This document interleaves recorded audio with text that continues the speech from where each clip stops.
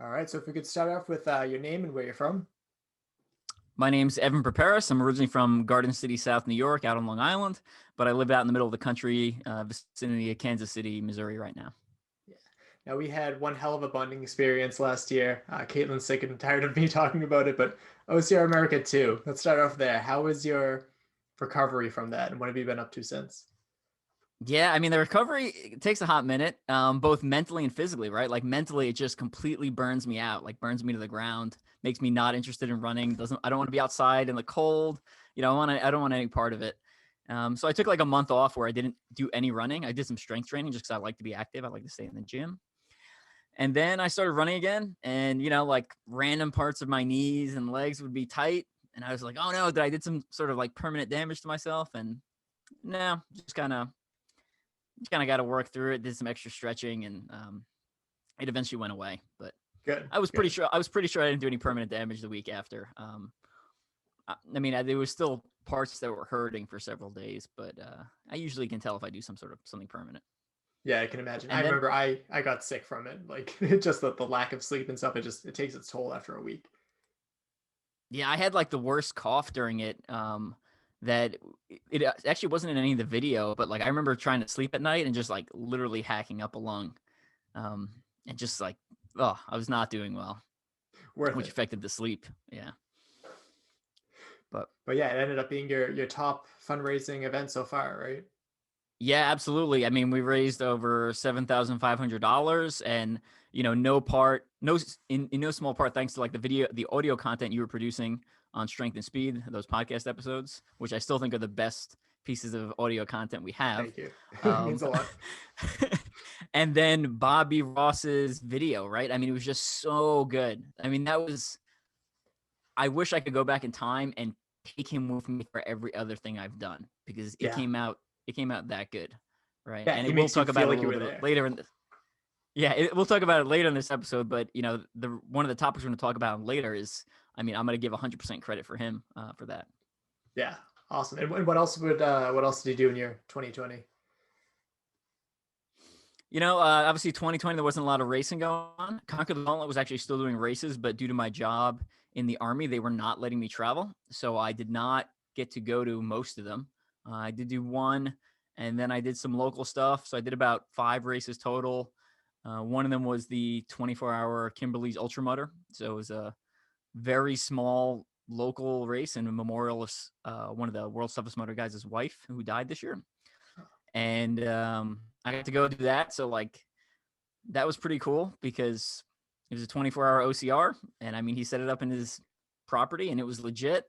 Like I said, a small crowd, but it was fun, and he gave out trophies and everything. It was just a great time, and I had also done the virtual toughest, the 12-hour, and I did pretty well on that. I think I finished second, and then I started to do virtual world's toughest. Yeah. I was working in Colorado for that, which is at altitude. I just gotten there a couple of days prior, and I start running. About 6 hours in, I start vomiting. I look back at my heart rate data for the last 6 hours, and it was just through the roof. Like, Yeah. I mean, just pegged out, and which we'll also get into some of that. Yeah. Yeah, definitely. A little bit later. But yeah, that was basically my 2020. Picked up, spent a lot of time with the family. Started taking some martial arts for fun, and Yeah. did a lot of reading. Yeah. Bow staff, right? So it's Kempo karate, Mhm. and from that I took like a bow staff class, and then I just started researching stuff online. You'd be amazed what you can learn on YouTube, right? Like, I mean, I Yeah. was got like the flexible swords and a rope dart and nunchucks and all sorts of stuff that keeps me amusing. Stupid human tricks type stuff. Yeah. Yeah, you say like when you go down a rabbit hole, you go deep into that rabbit hole. I studied Oh yeah. Chinese Kempo for about 12 years, and I would compete at these tournaments, and I would always ogle because we didn't do too much weapons, but seeing like the rope dart and like all these amazing things like it gets some serious attention when they're performing, so it's awesome.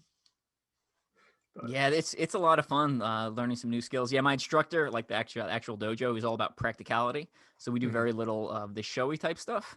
smart, yeah. But that's all right. I can go online and figure this stuff out. And if my stance is slightly off, like again, because I'm not worried about practicality of it, like who cares?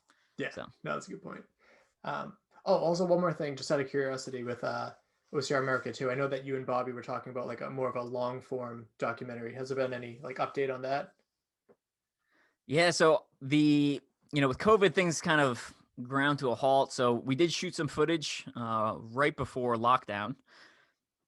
So we got some of that. We're going to shoot some more footage this coming weekend. And then it's really up to Bobby on how he is crafting this and putting this together, right? Because Yeah. I mean, he's the storyteller, but it's still in the works. So he says it'll be out by 2021. I believe him. So Yeah. we will see, and hopefully it'll get up on a streaming platform like Amazon Prime or something where we can have like a good reach and actually like draw attention to the sport. Yeah. And they'll see me and then they'll be like, this guy's insane. What is he doing? And then they'll be like, oh, there's like a whole sport behind this. Cool. I can go run this on my own on a 5K at a local Yeah. event. Yeah, that'd be sweet. But it's a new year, so that means a new challenge for you for charity again. So tell us all a little bit about, or a lot about OCRmill 2100 feet. Yeah. So my idea for 2021 is called OCRmill 21,000 feet. And what I'm going to do is very similar to my OCRmill 24 I did 2 years ago, where I do a mile on the treadmill and then I get off and do 4 obstacles and I repeat that. This one's only 6 hours. It's not 24. But the twist is I'm attached to a hypoxic generator, right? So Yeah. let's see if you can. You See a you big see thing that? back there? See Yeah. that thing that's in the back? It looks like an air conditioner. Yeah. It's So like a shop that's vac. yeah, exactly. That's the hypoxic generator, and it simulates the altitude. And it's got a special adapter on it that you actually I had to buy extra. That'll simulate being at 21,000 feet, right? So it's reduced oxygen. I'll have like a mask attached to my face. So, I mean, you can kind of talk, but you can't see your mouth move. And I have these like airbags that like fill up with reduced oxygen. And that's what I breathe through. And then other than that, I've got so it's a pulse ox, right? So it measures my blood oxygen saturation. So I'll be wearing that for the entire 6 hours. It exports the data to a tablet and then also my phone. So other people can kind of monitor how I'm doing. But yeah, the challenge is, can I safely do this for 6 hours? Which is what I define as like an ultra OCR is plus 5 hours. And, how far can I go? And the cool part about it is we're also doing it as a virtual event. Yes. So, anyone can sign up. It's $50 and 100% of that goes to charity. You just donate through the Facebook fundraiser that I've set up. And then once it's over, we're going to mail out belt buckles to people. All right. So the belt buckles, every participant gets one who donates $50, but it's also loosely competitive. So, you can go on your own, run a mile by your house, do 4 obstacles, run a mile, do 4 obstacles, repeat for 6 hours. And I say the term loosely competitive, right? Because I'm not dictating what obstacles you do. So, people can sham out or do whatever you have available. The idea is 1, raise money for charity, and 2, get some early season aerobic and obstacle specific work. So we're gonna give like a gold, silver, and bronze belt buckle to the top 3 men and women. Oh, cool. But again, loosely competitive. Yeah, and if the belt buckle is anywhere near as nice as the one from last year, for those that haven't seen it, like that's a nice looking. I didn't run a lot of events in 2020, but even if I didn't, like this would have been one of my favorites. So yeah, I got the same guy to do the belt buckles. I sent him this like completely Bush League design, and he sent back this phenomenal design. It's the same thing. It's got the multiple layers. So it's got the Strength and Speed logo on there. It's got the Folds of Honor logo. And then it's also got a new race called Mythic Race, which you remember William Shell, we went to his property on day 7. yeah. He's starting his own series in the Midwest in 2022. And it's just going to be one event, not on his property, but it will be in the central Missouri. So, he's a big supporter of a lot of the stuff I've done. Always gives a very generous donation. And he kind of partnered up with me for this, and we threw his logo on there and tried to get some more awareness for Mythic Race there. Yeah, awesome. And so you said 4 obstacles for every mile. What are some of the obstacles that you have planned out to do? So we're going to be in a gym. We're going to be in Modus Ninja Gym in southeastern Kansas City, Missouri. And Modus Ninja Gym, owned by TJ and home to the Classy Ninja, Donovan Matoyer. So Donovan's just phenomenal ninja, right? Like just insane, very, very good. But it's a pretty standard. I wouldn't say standard. Actually, not pretty standard. It's a really good ninja gym, right? So they got salmon ladder. They have, probably 10 different rig lanes, right? So we'll set up Oh, some wow. hard, some easy. They got like a rolling log type thing. They've got quad steps, obviously. They have warped wall. They have spider jump. You like Oh, stick yep. to the sides. They have wing nuts. They have cliffhangers, so the fingertip cliffhanger. We're talking. They have standard monkey bars. They have monkey bars you can lachey from. They had monkey bars on incline, decline. They have a rock wall, like you can kind of do like a traverse across. They've got a vertical pegboard, and then they have a bunch of other bounce obstacles you can just kind of drag out onto the floor. So we'll set some stuff up, some hard stuff, and then also some easy stuff to give some variation. And I'll probably do like an upper body, a balance, a strength obstacle, and then one other obstacle per mile, just to kind of keep things fresh. Yeah. And I know that usually you have your dad there as your pit crew, but I understand due to like COVID restrictions, he's not really going to be there to help you out. Who do you have for a pit crew for this? So, cool thing one, he's not coming. But what's cool about it is he's in New York and he's actually going to run the virtual 6-hour on his own. Oh, hell right? yeah. So he's in, yeah. So I'm really excited about that. So he's going to go ahead and, walk a mile or slowly jog a mile and then do 4 obstacles around the house. He's up there in age too. And so I think it's pretty cool to see him out there crushing it. But yeah. I think that's awesome for one more reason too. I specifically remember that after the end of OCR America 2, he's like, I think I'm going to do one of these. So virtual, but it's still, get his foot in the door. I love that. Yeah, I'm still holding him to that. So he's got to come out for Casey Timber Yeti next year. Yeah. So he couldn't make it this year. So, but so for that weekend, we were actually going to do some content production for Mud Gear. Kind of worried about the weather, so we ended up kind of canceling it. But we still got actually most of the Conquer the Gauntlet Pro team is coming to Kansas City, Missouri for that weekend. And we got a bunch of video content. We're going to be shooting technique videos. Again, Bobby Ross from Stoke Shed is the one producing all this stuff. So it's going to be high quality. Yeah. It's not like the normal Bush League stuff that we produce. Yeah. No, he's fantastic. He's so good. So yeah, they'll be there. And then TJ will be there, the owner of Modus Ninjas. And I think Donovan's probably coming out too. And yeah, it should be fun. I'm gonna try not to black out or throw up on myself. Kind of as I started going into this, I started doing some research and like, yes, I was a little bit worried for a little bit, not gonna lie. Like it starts getting scary. You start reading about like what happens to your body at altitude and like high altitude pulmonary edema, right? Like your lungs fill up with fluid, high altitude cerebral edema, your essentially your brain is swelling. Yeah. And then acute mountain sickness is the lower versions, right? Where you're just vomiting and dizzy, which I've experienced that. But yeah, and then the other tricky part was, right, so a lot of the research is for standard population, right? So if I can read something about standard population, it says if your pulse ox is 90%, go to the hospital. But that's not the same. That's someone who's 90% all the time, right? Yeah. Yeah. Versus what I had to do was actually look up medical data for climbers because they are going up to altitude for a brief period, relatively brief, a couple hours to days. And they're monitoring them, they're athletes. And that's the data I had to pull to figure out like, how do I do this safely without like seriously putting myself in the hospital? So, that's what that's the data I've referenced and researched. And then on top of that, obviously, like I'm not just winging this. I don't just wing these things, right? So I've been sleeping at altitude, not 21,000 feet, but lower altitude, because if you sleep at 21,000 feet, essentially with the higher you get at altitude, it disrupts your sleep. So your recovery doesn't work as well.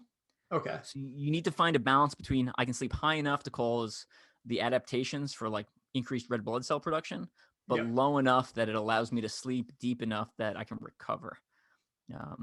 So that's a balance. I adjust the altitude every couple of days, kind of bumping it up a little bit. And then I've been training at 21,000 feet. So essentially I strap the mask on, I ride my bike or I walk or jog on the treadmill. Awesome. Yeah, that's going to be my next question. I know you're a smart guy. You definitely did your homework with like all the things that can go wrong. I was listening to your podcast. And I'm like, oh yeah, those are those are some big things. It's more than just vomiting or blacking out. Yeah, Like there's some big stuff that can happen there. So that's it's kind of intimidating. Why 21,000 feet? What is it with that that? is that is as high as the generator goes.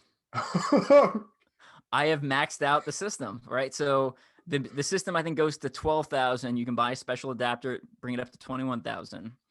And to do some of this stuff, I reduce costs a lot of times by partnering with companies and either getting product or sometimes money in exchange for some of the stuff I'm doing.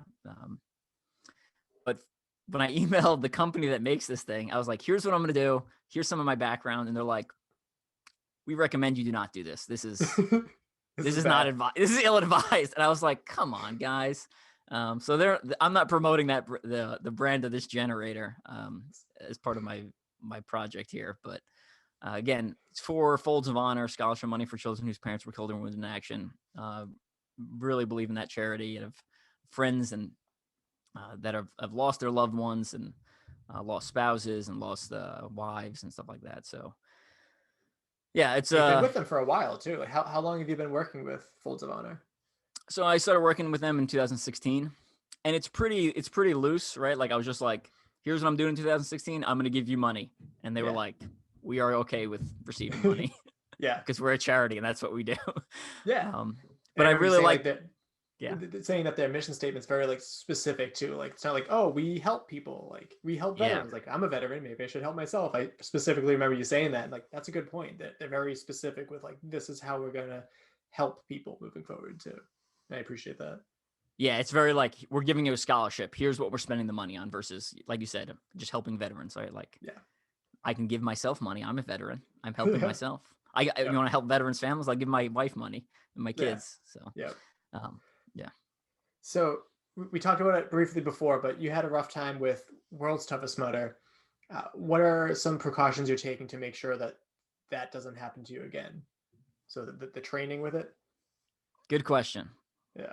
Good question. So I'm doing a lot more prep work, spending a lot more time at altitude every day, spending a lot more time sleeping at altitude. My wife has kicked me out of the bed. I now sleep in the basement because the altitude tent takes up like a good chunk of the bed, and she doesn't like that. But the benefit of that, right, is sleep a little deeper because it's dark down here. But yeah, so I'm sleeping more at altitude. I've done more training at altitude. I'm monitoring, and this is the big one. I'm monitoring my heart rate a lot closer and my pulse ox a lot closer, right? I was just going off feel during virtual World's Toughest. And then looking back at my heart rate data, I was shocked at how high it was. Yeah.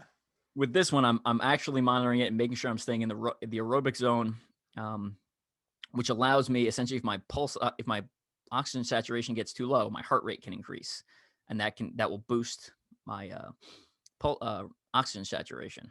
Okay. So versus if I'm at the top of my heart rate zone already, then there's nothing I can do to get more oxygen into my blood, right? So I'm staying at a lower zone to allow for that variability, and understanding that as you get into an event, you get some drift, some cardiac drift there, where your heart rate is going to beat at a faster rate to produce the same amount of output.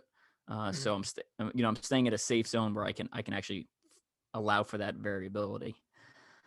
And then other than that, some safety precautions, right? Besides the monitoring 100% of the time of my heart rate and pulse oxygen, I've got backup systems to monitor. I'll assign a primary and alternate driver to the hospital just in case. I'll have pure oxygen bottles on standby. And then other than that, I've done a lot more research this time, right? Instead of winging it. And I learned some good lessons from running until I vomited. So that's a good one. So it's both horrifying and fascinating to me. I've never been, I live in Massachusetts. We don't have that kind of elevation out here. What does it feel? How would you describe elevation sickness and all that to someone that's never experienced that before? So for me, dizziness is a guarantee. Even like when I'm doing it safely, I'll get dizzy 100%. So the balance obstacles are going to be a little bit tricky. But so dizziness. Then I started, when I was doing the virtual World's Toughest, my appetite went down substantially. And because I do ultra OCRs all the time, like I know what's normal, right? So it was a significant decrease in appetite. Again, when I looked at my heart rate data, it was a lot higher than normal. even though my pace was not super fast. Yeah. I started getting some like kind of like cold sweats, where like I was sweating, but I was kind of feeling cold, and then it kind of Yeah. stopped sweating for a little bit, like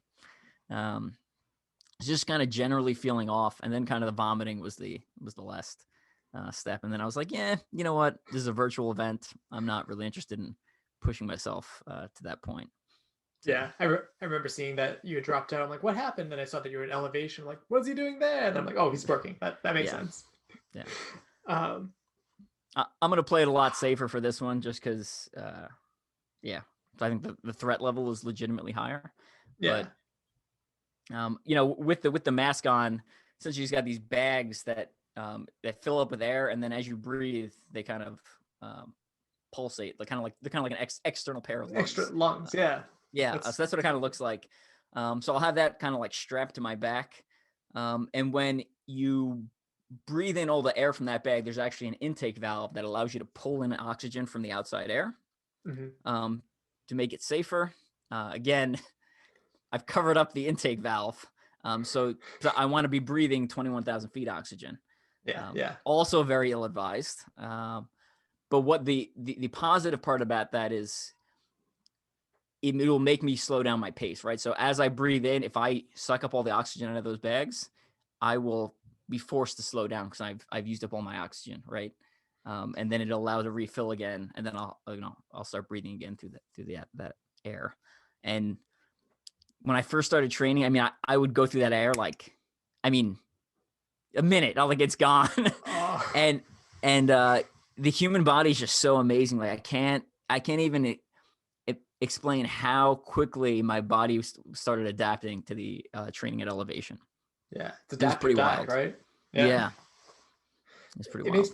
makes me think of one of the mantras that I've heard you say. It's like, there's always a reason to quit, but there's always a reason to keep going. Can you go into that a little bit? Yeah, I know. There's always, your mind will always try to justify your decision, right? So if you're hurting and your foot hurts, you'll always be like, oh, I don't want to do any permanent damage, or, this is not my day, or whatever, right? Like, Yeah. you'll always justify your decision in hindsight, right? And at the time, and as you're going through the pain, it's always, I mean, the drum just gets louder telling you to quit, and here's the reason why. But at the same time, you can always find a reason to continue to go. Yeah. So, when it starts getting bad, you got to look towards the reason to continue and kind of push those other reasons aside. Yeah. And I also heard that you're running low on ideas when it comes to these crazy challenges. Do you think that there's like any chance of you stopping in the foreseeable future? What do you think So I've got one more Ultra OCR one idea, and then I've got two more that are not OCR related. They're like endurance sports, partnering with a different charity that I wouldn't mind doing. One of them is OCR America-ish, right? It involves traveling and doing physical activity. got my curiosity there? Yeah, so I would love to bring back the OCR America 2 crew for that one. I think that would be a ton of fun. Yeah. It's a lot more driving, but yeah, I think endurance sports and sports in general, right, is like inherently selfish, right? Like I'm leaving my family to go spend time running, and I like that. I've gotten to a certain physical level where I can now use that as an opportunity to do some of these fundraising events where I can, raise money for charity, right? And like the belt buckles, I spent that money out of pocket, right? Like there's a couple $100 gone. But if I take that couple $100 and turn it into $5,000 of charity money, it's like a no-brainer to me, right? Like that's, I'm taking $1 and turning it into 10 for charity, right? It's a no-brainer. So yeah. And then something else that's awesome going on, American Ninja Warrior. So what was your motivation for trying out for this? Ninja Warrior is not my specialty. No. I'm an endurance guy. I do really long stuff, and I fall into a really narrow cross section where I can run really far and I can do obstacles pretty well. Like there's not many people who can run farther and do obstacles better than me. There's plenty of people who can run farther, and there's plenty of people who can do obstacles, but that cross Yeah. section is kind of where I shine. With 2020 and a lot of the races getting canceled, and 2021, I figured most of the races at the beginning of the year will probably get canceled too, or at least scheduled for the second half of the year. I was like, well, now's a pretty good time to apply. I got tired of people asking me when I'm going to try out for Ninja Warrior, so I was like, let me just put it on, try to get a check mark on the resume there. And then I just had a really good opportunity with Bobby. Had a bunch of excess video from OCR America too, right? I mean, just great content. And that's what I use for the submission video. And it worked. Yeah. Right. Like, I can't even, if anyone's trying to get on Ninja Warrior, again, I'm speaking from my 1 year of application experience, which is not much. I understand that. But if there's one thing I've learned is, if you get a professional videographer or filmmaker to make your video, right, like your chance of success is going to increase exponentially. Yeah. And Bobby just had the video laying around, so I didn't pay him for the submission video, right? But what's appearing on the show worth to you? Is it worth $1,000? For some people, I'd say it is. Is it worth $2,000? For some people, it probably is, right? Like, you might want to consider actually getting a professional to do it. And then, worst case scenario is you have this really awesome hype video of yourself. Best case scenario is you're now on the show. Yeah. Is that submission video is it publicly on YouTube or anything? Is there any way that people can see this? There are parts of it. So part of it is the if you go to the Strength and Speed Facebook page, or you go to the Strength and Speed website, the Ultra OCR Man teaser trailer, that's part of my submission video. Okay, I use a lot of those shots. So you can watch it. It's a 1 minute clip. That's not the whole submission video, but that was like a good chunk of it. Okay. So just so people have an idea of what kind of video quality you're talking about there. And you mentioned it before too, like how this is, you're great at obstacles, but this is definitely out of your wheelhouse. Because when I think of, I don't watch a lot of American Ninja Warrior, but from what I understand, there's more balance than OCR has. OCR kind of doesn't really have much for balance obstacles, at least for the races that I've been doing. And then the explosive movements, the spider wall and stuff like that. It is, how is your training pivoted to that? So the balance is a lot more, I'd say also kind of like explosive and fast balance, right? They're always sprinting across things on the show. Yeah. My balance is not super good. So I've been working on that a lot, just kind of taking it slow and then gradually trying to pick up the pace, trying to master it slow and then use that to pick up the pace. The explosive movements, also a big change, right? So salmon ladder, flying monkey bar, where you actually take the bar with you. Yep. So the benefit is I have the muscular strength and the basic proficiency in holding on to things. Yeah. The downside is I don't have the very specific pathways for doing those movements, right? So, a week ago I did 2 moves on the salmon ladder and that was it. 5 days ago I did 5 moves on the salmon ladder. This morning I did 10 moves on the salmon ladder. Oh wow! Right? Because I have the musculature. I just got to teach my body which muscles to contract and which ones to relax. So it speeds up my learning curve. Luckily for me, because I only have a couple weeks left. So I'm spending a lot of time in the ninja gym, focusing on that stuff. And it's just getting used to those new movements is what it is. So a lot of explosives and landing and, taking the bar with you and versus, OCR is a lot more controlled and, the obstacles aren't as big because, the Ninja Warrior has to reset everything after every person. Yeah. And OCR, you can't do that. That's not an option. You'd be out there all day. Yeah. Athletes would be out there all day. And you have no shortage of friends that have been on the show too. I think of Logan Broadbent, Amy Pagic. Have you reached out to them for their particular advice for it? Yeah, so I reached out to Michelle Warnke and Amy Pagic, and then my my CTG pro teammates. A lot of them compete in the local NNL, National Ninja League type stuff. So I reached out to them for advice. And then I've been going to Apex Climbing Gym, another gym in Kansas City, and the owner Phil has just been super good. I mean, there's been probably 10 to 15 people out of that gym that have been on the show over the last 13 years. And then Modus Ninjas too, which I haven't. That's a little bit more of a drive for me. So I probably won't go there until OCRmill. But Okay. I'm definitely going to pick Donovan's brain and use that. Yeah. So I got a really good support team there. Good. And then Alexis Buford, Volition Chiropractic, another one of the KCOCR OCR athlete that runs a chiropractic business out of here, has been, treating me and helping me get race ready. So Nice. I started practicing on the warped wall, pulled a hamstring like on my second day practicing. And I was like, all right, I guess we're going to wing it if I get to the warped wall, because I'm not going to pull my hamstring again, a month out. So. And what's your like name? Because like there's the Boomerang Ninja, Amy Magic Pagic. Like there's always, it's like, what's your? So I just went with same branding I've been using for the last couple of years, right? Ultra OCR Man. It's the name of my book. It's the name of my Instagram handle. It is the name of the documentary Bobby Ross is working on, right? So kind of consistent branding.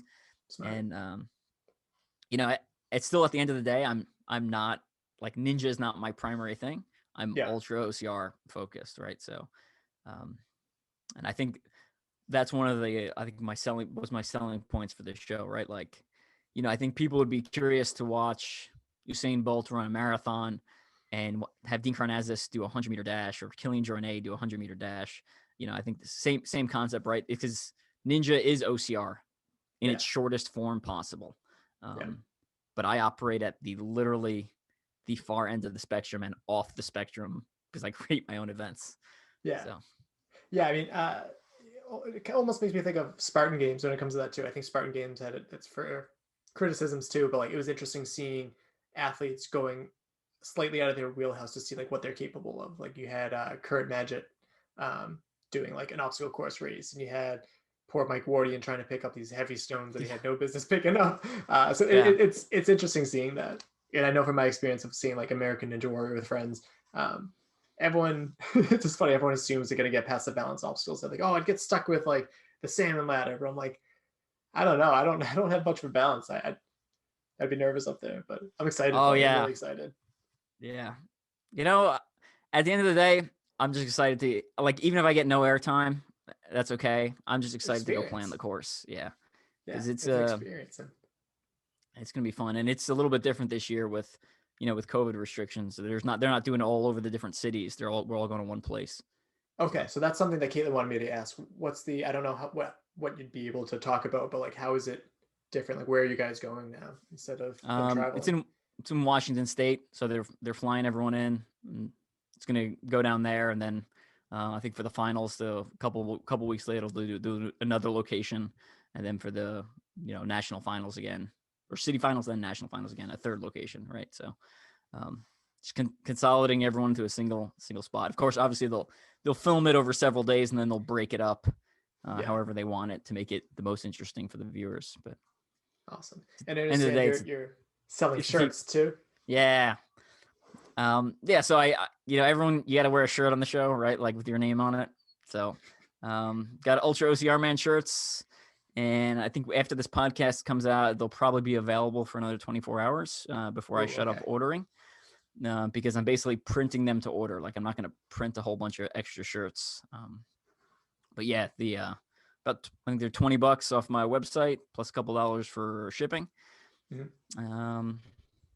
Yeah, it's cool. It's got me from one of my deployments with like my M4 on the front, and then me hanging off the A like I'm on Stairway to Heaven.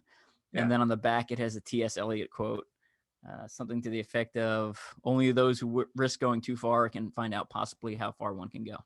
Yeah. Yeah, that's really cool. I saw those shirts that look really nice. I'll have to order one after this. Yeah, that's super exciting. So you got some big stuff. It's a good 2021 for you so far. Yeah, absolutely. Awesome. And your podcast too. So I've been enjoying listening to that. I know that you have your fun facts at the end where you're just some guests talk about some bathroom mishaps and everything. How's the podcast been going for you too? It's good. I do it because I enjoy it, and I do it because I think I can bring in guests that have something to share with the OCR world. Yes. So I don't usually check my actual download numbers. I'll probably check them like once or twice a year. I know the last time I looked, they were down for 2020 because I think people stopped Same. racing, so they stopped listening. Same. Stopped commuting. They stopped the downloads have Yeah, been, yeah. Yeah. Oh yeah. boy. So it was a. I was like, well, that's weird, you know. And even some of some of the episodes that I was like, oh, this is a really good episode, and then I was like, oh, I guess people just aren't listening as much. But yeah, I do it because I enjoy it, and planning on doing it for at least a couple more years. And once I stop enjoying it, I'll probably or if I stop having things to say that I think are valuable to add to the conversation, then I'll stop Yeah. recording. It's really healthy that you you check it so infrequently. I know that I check it far less often than I used to, but I was obsessive about it. And it's exactly that. Like even Kirk and Bracken went on a rant about how they were super excited about this one episode and the downloads were like terrible for that one. And they're like, why? And it's so frustrating. Like you pour everything into it. Like every episode, like it's a little bit of piece of me. And so I like to see how it does. Yeah. But yeah, it's you can get caught up in it sometimes. That's so good. I check book sales pretty often and then get upset. Okay. So, so I feel you. I feel you. Yeah, and actually, on the topic of your book too, I know that again, my favorite Oklahomian, Bobby Ross has been on as like your hype man. He's like the best. Isn't he great? He's awesome. Yeah. Yeah. And you've been kind of going over your book / audiobook, Ultra OCR Man. I've really enjoyed listening to you guys go through like chapter by chapter too. So where can people find out more about your books too? So teamstrengthspeed.com has links to all my books, hard copy and digital. You can also find them on Amazon. If you just search for my name, like my 6 books will show up on there. I just re-released, I guess, Strength and Speed's Guide to Elite Obstacle Course Racing. It's called The New Strength and Speed's Guide to Elite Obstacle Course Racing, right? So I wrote the original one in 2015, 16. And since then, I mean, I've raced an absurd amount, right? Like I think I had like 15 podiums at the time, and I have 55 plus now. Right. So there's like 40 podiums of experience plus, all like OCR America, OCR American 2, right? Just so much more stuff. So I went through and just kind of scrubbed the book and took out the stuff I didn't like and added some stuff that I thought was better, simplified some things to make it a little more user friendly. And then I updated the interviews in the back. So, love Claude Godbout and Marco Bedard and Hobie Call and Kevin Brady, some of the athletes I had interviewed in the original one, but some of those guys aren't racing and girls aren't racing anymore. So I switched it out, and we still got Lindsay Webster in the back and still got Hobie Call, which actually I think is almost more interesting now because this was before Lindsay won like everything, right? So you can see. I think you said that, yeah. Yeah, you can see what her mindset was in 2015 and her training. And, basically after that, she just went on like an awesome winning streak. So it's cool to have that. Like, I'm actually kind of glad we didn't update that. But then I added in, 6-time American Ninja Warrior finalist Michelle Warnke, Ashley Samples, Jay Flores, Morgan Schultz, who has the American doubles record in high rocks. Yep. And Thomas Van Tonder, 100-meter OCR World Championship, and just set a world record for rope climb, fastest rope climb to 50 meters and the highest rope climb. Yeah. Yes. So did you watch the Red Bull TV coverage of it? Yes. Yeah. So good. Yeah. Yeah. Super hyped about that after hearing him on your show. I reached out to him like, hey man, like good luck no matter what happens, like still super awesome. And he's like, oh, thanks man. Appreciate it. And like, I don't know. Anyone sponsored by Red Bull is like an amazing athlete. And so it's really cool to see him do some awesome stuff. And I, when I hear the height, I can imagine something in my mind, but like you need to look at a picture because it is a lot higher than you realize. Yeah. And they have like I don't know, probably like a 35-foot rope in the gym I've been going to. And we did a thing where we were doing like a race. We did like a pegboard climb and then a salmon ladder. And then you went up the rope twice. Yeah. So that was like, 60 feet. And my arms were so pumped out after 60 feet. I was like, all I kept thinking was like, I can't believe Thomas finished this entire rope climb. Yeah. It's, your form has to be on point, and apparently mine is not. Yeah. So, and when you're up there, like, and everyone's recording it, like, quitting's not an option at that point, too. No, absolutely not. All right, but let's bring it back around. I know I'll definitely be participating in the virtual option for this event. I have like a perfect mile out and back part by my house, so I want to do that. I don't have a treadmill, but I have an elliptical, and I got it for free and I hate them. They're the absolute. People rag on treadmills. Ellipticals are worse. I could do. I try to do at least like 2 miles every day. And so like for a run, it'll take me a certain amount of time. It takes me double on the elliptical. Really? I hate it. It's the worst machine ever, but it's good because like there's no, like if I hurt myself, it's good. Like no contact, but I'll be doing it outside. Where can people register and again, help out in this? So again, I would head over to teamstrengthspeed.com. It's under OCR challenges. It's listed by year. So it'll be 2021 OCRmill 21,000 feet. Or if you head over to my Facebook page, Evan Perperis, should be the only one. You may have to scroll back a couple of posts because I'm pushing out articles almost weekly on OCR World Championships website, Right. writing about a bunch of technique and then a bunch of op-eds on there that are pretty interesting. You'll find the donation link on there, and basically you donate $50 or more. And then I have a running list on the actual donation site of like who's registered to run. Mm-hmm. And then we'll kind of create a chat or a group next week before the event. And so people can kind of track what's going on, and ideally you run it at the same time I'm doing mine. Yeah. That's ideal. But if you do it the week before, the week after, that's cool too. So not a big deal. I will say I only ordered, right? I only have like 43 buckles. So I think the event, we got about 15 spots left. Okay. So if you're listening to this, I would go register like as soon as possible again, because I think it's going to fill up. Yeah. And I forgot if you said this or not, but is there going to be like a live stream of this? Can people like type messages to you, cheer you on? Someone's going to like read them off. I think that'd be really cool. Yeah. So some of the Conquer the Gauntlet Pro team will be there. So we'll do some live streaming off either Strength and Speed Facebook and or my personal Facebook, probably CTG Pro Team Facebook too.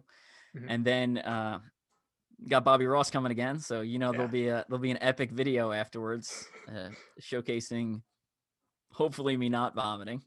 But dizziness is a guarantee. Vomiting is possible. A trip to the hospital is, I think, unlikely at this point, but it is on the table. And then the other one that I didn't talk about was it retinol hemorrhaging, right? So you're actually like your eye can go bloody. It goes bloodshot from the altitude. That's fun. I may have done that once in training. So, but you gotta figure out where the line is. Yeah, I think I found it, and I think I'm gonna pass going back to the line. It's nuts. I got in a fight in Canada one time, and I got punched right in the eyeball, and it broke like the blood vessels in my eye. So I just had all the white in my eye was just like blood red for like weeks. And wow. It kind of looked badass because I could just feel like I looked like Two-Face for a bit there. In hindsight, I wish I blocked the punch, but other than that, it's pretty cool. Yeah, yeah. Awesome. But I'll link down below to as much of that as I can. I'm super excited for this. Definitely wishing success. And I hope a lot of people listen to this fundraise. I think it's a really great cause. And big stuff happening in 2021 for you. Yeah. You can sit around and wait, wait for races to keep getting canceled, or you can continue to, move forward and make your own news there, and I know you've been putting out podcasts nonstop through all 2020 and through all 2021. So, thank you for that. Yeah. I think that's been great. Keeping people engaged and keeping people in the sport and hopefully bringing a couple of new ones in. So. Awesome. Yeah. Perfect, Evan.